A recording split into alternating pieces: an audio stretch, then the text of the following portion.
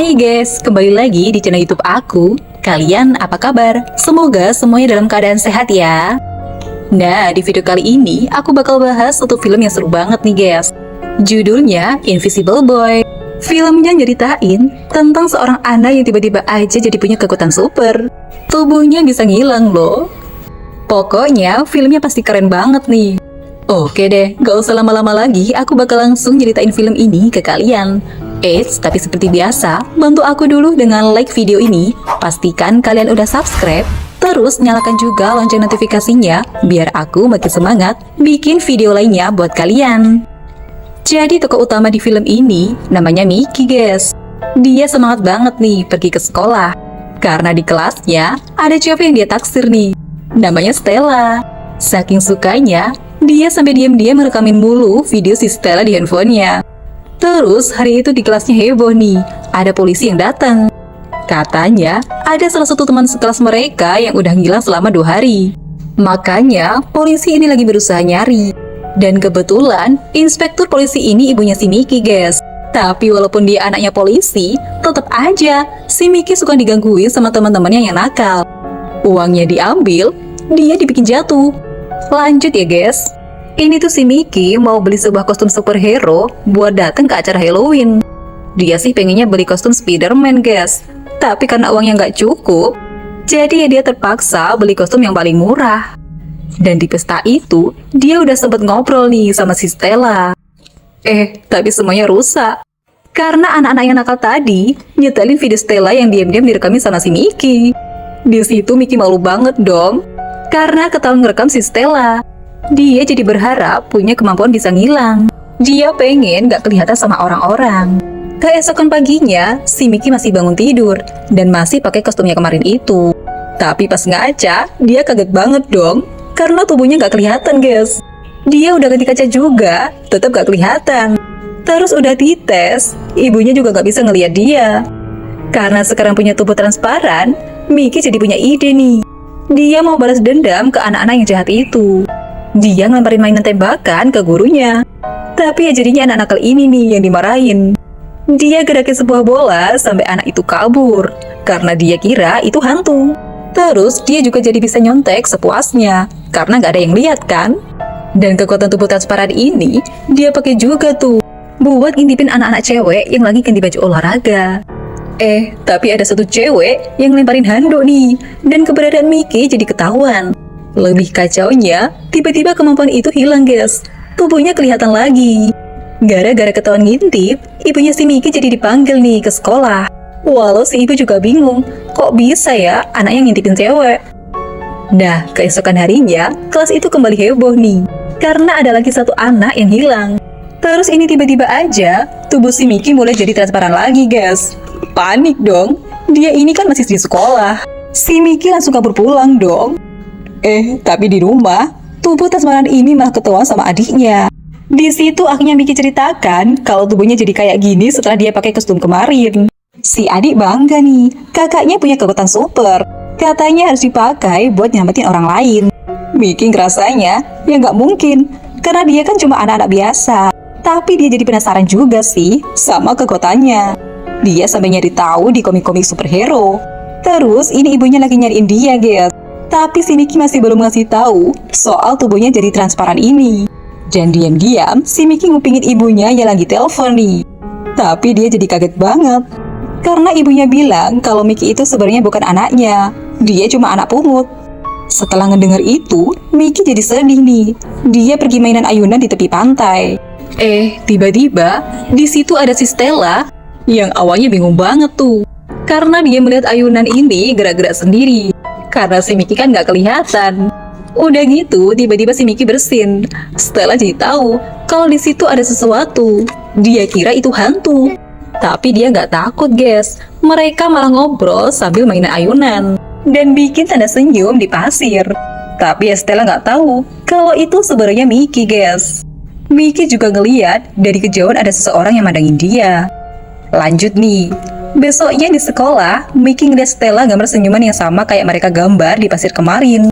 Dia jadi seneng nih, karena tahu kalau si Stella mikirin dia. Tapi di malam harinya, pas Stella lagi latihan, dia dibawa dong sampai penculik. Kebetulan Miki yang lagi jalan sama anjingnya lewat di situ. Dia berusaha nyamatin Stella. Bahkan ini anjingnya udah sempet ngegigit pelakunya nih. Tapi sayangnya mobil penculik itu bisa kabur, guys. Di tempat penculik, Stella diperiksa gitu sama sekelompok orang. Tapi mereka bilang kalau dia ternyata bukan orang yang mereka cari.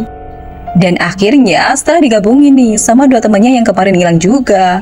Ternyata mereka sama-sama diculik. Sementara ini, si Miki masih nggak bisa tenang. Karena si Stella diculik kan, dia langsung nyari-nyari kostum ajaibnya itu.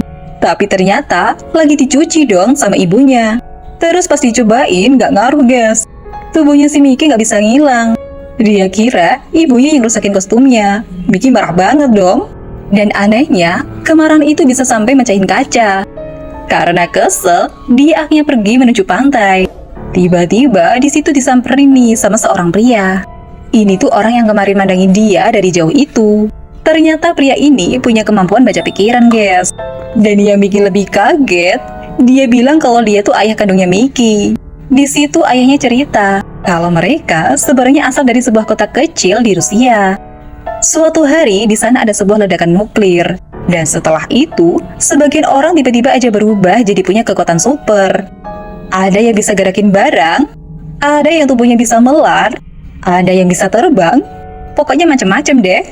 Terus mereka yang punya kekuatan spesial ini dikumpulin di suatu tempat.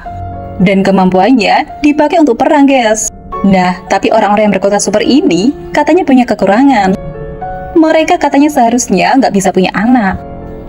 Tapi ternyata di situ lahir si Miki. Makanya para peneliti langsung heboh dan mau ngerebut dia dari orang tuanya. Sebelum itu terjadi, ayah dan ibunya langsung membawa Miki kabur. Ibu kandungnya juga ternyata punya kekuatan menghilang. Jadi kekuatan menghilang yang Miki punya bukan karena kostum, guys, tapi karena keturunan dari ibunya.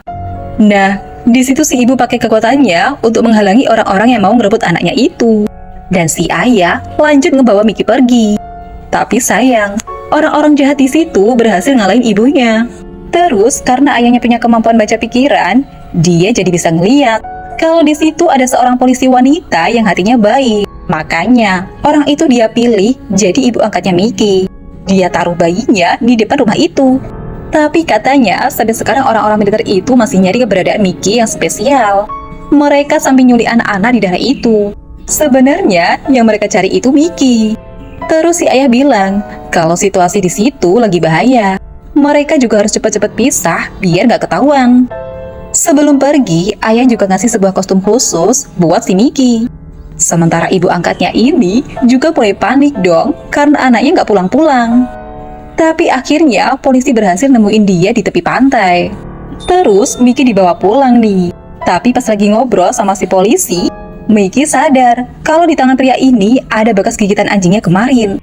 Jadi polisi ini tuh yang nyulik si Stella. Dan ternyata mereka udah curiga kalau si Miki ini target yang mereka cari. Makanya dia kejar nih. Untung di dekat rumahnya, Miki ngeliat ada salah satu anak sekolahnya nih. Tapi itu tuh musuhnya, guys, yang selama ini suka gangguin dia. Karena udah kepepet, ya udah, dia nekat aja langsung naik motornya. Mereka berhasil kabur, dan akhirnya Miki ngasih tahu kalau dia punya kekuatan super.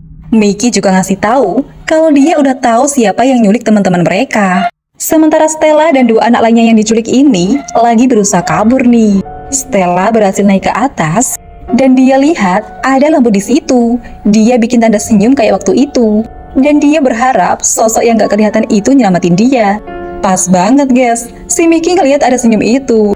Jadi dia mau ke sana buat nyamperin anak-anak yang diculik. Tapi ini si Stella jadi ketahuan dan udah ketangkap lagi dong. Untungnya gak lama Miki berhasil nyelinap ke tempat itu.